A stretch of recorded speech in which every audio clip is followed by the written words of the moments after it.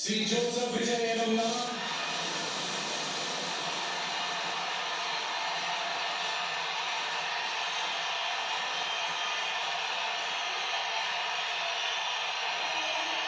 சட்டப்படி அமைக்கப்பெற்ற இந்திய அரசியல் அமைப்பின்பால் உண்மையான நம்பிக்கையும் மாறா பற்றும் கொண்டிருப்பேன் என்றும்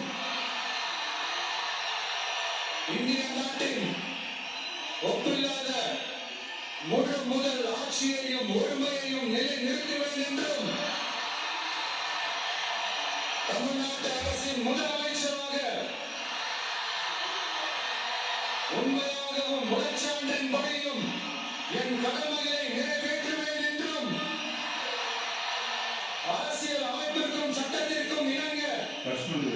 அச்சமும் ஒரு